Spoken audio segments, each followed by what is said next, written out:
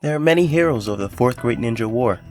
Team 7, Team Guy, minus 1010. The 5 Kage did a lot, Gar being the most important, don't at me.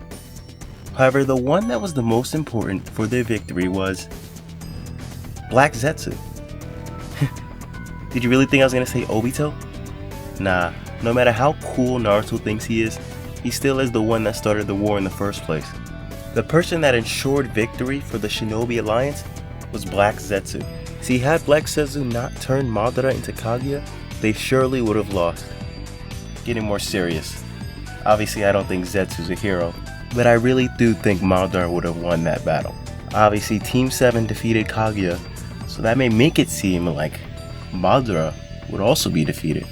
However, that isn't the case. Just having more power in the world of Naruto isn't enough to say another person is a more capable fighter. Look at someone like the 4th Raikage. He may have more chakra than the 4th Hokage, but we know of their track record. Or Orochimaru. He has more chakra than Itachi and Sasuke combined, but he can't defeat either one of them individually. Having more chakra just isn't an instant victory. Everything from a shuriken to a pebble, your fist, a tailed beast, Sharingan, chakra, they're all weapons in a battle. And another just may be better at using those weapons. And 2 individuals may have the same weapon, but there's always going to be one of them that's just better. What? Someone who only has an ordinary Sharingan isn't supposed to be able to win against the Mangekyo Sharingan. But the ordinary Sharingan is still a weapon, and a weapon can either be strong or weak depending on the ability of the person who is wielding it. Someone with shuriken might be taken down by a mere pebble if it's thrown by a master. The difference is in the power, the variance in strength. It means that Sasuke's skills far exceed Itachi's expectations. So what Kaguya has more chakra when neither of their amounts are measurable? What's the difference between 1 quintillion and 2 quintillion when you can't even comprehend 1 quadrillion? Well, if this was DBZ, it would make a hell of a difference. However, in Naruto, it just means how longer one person can fight, which isn't relevant, because on the Shinobi Alliance's side, the only person that could possibly keep up would be Naruto. Sasuke and the rest would be left in the dust, and there's no way Naruto's gonna beat Madara 1v1. Really, my whole point is that Kishimoto couldn't come up with a way that Naruto and Sasuke could defeat someone as skilled as Madara, so he brought in someone much more incompetent, Kaguya. And that's my take. I'd love to hear what you think. That pretty much covers the whole topic. But of course I have more to say, so if you'd like to hear, just stick around, because this video isn't over just yet. That's it for Food for Thought. I made it short and sweet, but if you'd like to hear me elaborate more, then stick around for the secret ending. Would like Food for Thought? Then check out the rest of my channel. Want to see some actually well thought out analysis and theories with a bunch of evidence to back them up? Well, then check out my series Deep Dive. Thanks for watching. Okay, so let's break it down. Kaguya versus Madara. I don't mean in an actual fight, just how they stack up against each other. So obviously Kaguya has more chakra, but I already explained why that really shouldn't make much of a difference in Madara versus Naruto and Sasuke. Now let's talk about how their capabilities compare to one another. Now when you have the Sharingan and the Ten Tails, you pretty much have access to everything.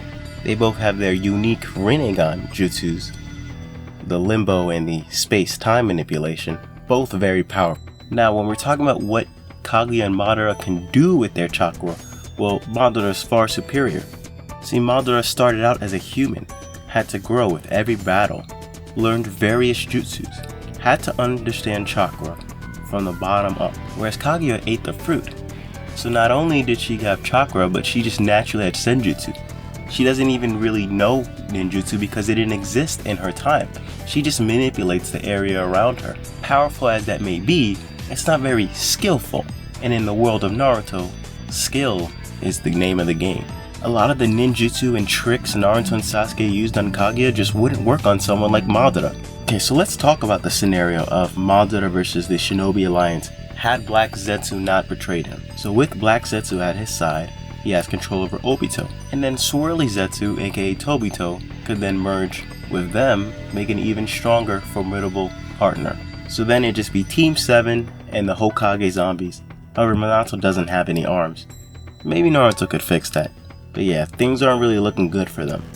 But let's assume the best case scenario. Naruto restores Minato's arms and Obito somehow gets on the good guy's side. Could they defeat Madara then? I still have my doubts. Sure, they would have the numbers on Madara, but so did the 5 Kage, and we know how that turned out.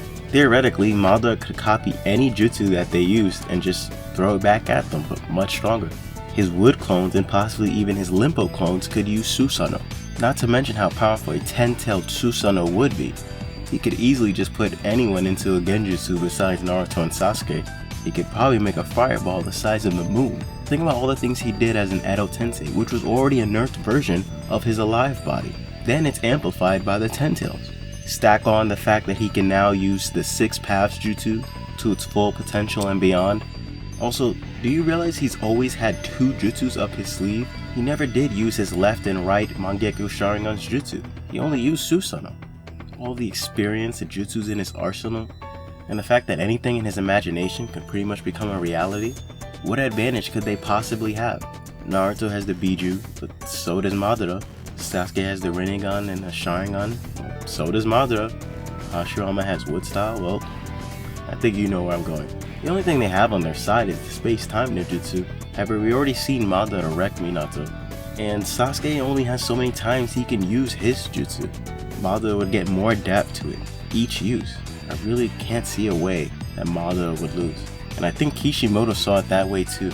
There's actually an interview in Jump Festa 2014 where he stated he couldn't figure out a way for Naruto and Sasuke to defeat Madara. He said he doesn't know how to have Madara defeated. He doesn't know what to do with that because apparently Madara is too strong, and he said he's going to have to talk about it with his editor. Apparently that might be a joke, and again, this is all coming from, I got a couple different sources, mainly a lot of translated tweets from the Jump Festa, as well as an inside source that I personally have. Unfortunately, I can't find the interview itself on an official website. All the websites that were up that had it are now down. Rest in peace, Saiyan Island and Shonen Games. But yeah, it's out there, and I think it kind of aligns with my food for thought here.